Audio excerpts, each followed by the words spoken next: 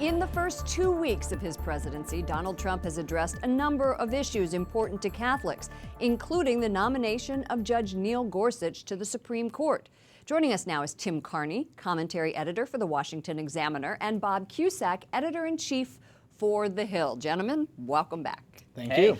Tim, during the campaign, Donald Trump promised Catholics he would nominate a Supreme Court justice in the role of Antonin Scalia, saying a beloved, great Catholic thinker and jurist. It seems like Judge Gorsuch fits that bill, does he? From everything we can tell, he absolutely does. The way he writes is even sort of clear and easy to follow. The way that he views the distinction between executive power and legislative power. The way he interprets the Constitution and the law by looking directly at the text as opposed to other factors.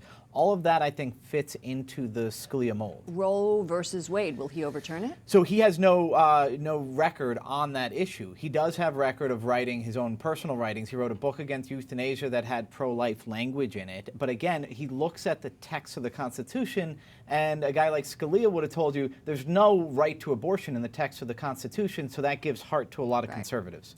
Speaking of that, it's a big difference going from the campaign to governing. You can say a lot of things on the campaign trail and necessarily can't get them through the cogs of the machine. I was at the National Prayer Breakfast this morning, and he promised to defend and protect religious liberty. He said he would do away with the Johnson Amendment, where pastors endorse candidates, they could lose their tax-exempt status. Do you think within the first few days he is delivering on campaign promises? I think so, especially with these executive orders. Now, whether he gets the big legislative issues like tax reform, Obamacare, repeal and replace, those are heavy lifts, infrastructure spending.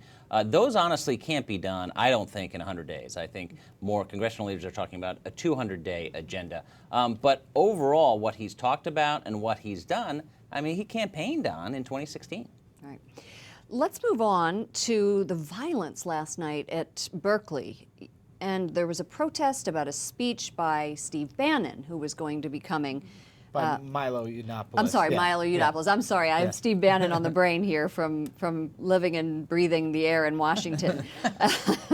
And anyway, the president came out and tweeted, let's take a look at this tweet, "If UC Berkeley does not allow free speech and practices violence of innocent people with a different point of view, no federal funds? Is that fair?"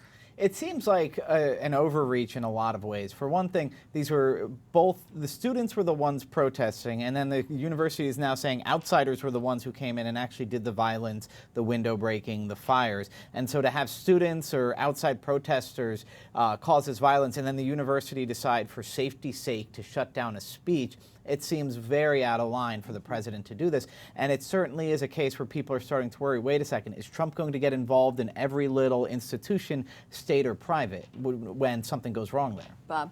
Yeah, I mean, listen, I think that, I mean, obviously, Donald Trump, the President Trump, watches television and was watching last night. You think? Yeah, and so I think that, and that's why some of his advisors want him to tweet less anyway. Or tweet not from the real Donald Trump. Remember, President Obama, you always knew that it was his tweet if it was B-O. Yes, exactly. You didn't see many B-Os. No. Okay. No. Thank you so much, Tim Carney from the Washington Examiner, Bob Cusack, editor-in-chief of The Hill.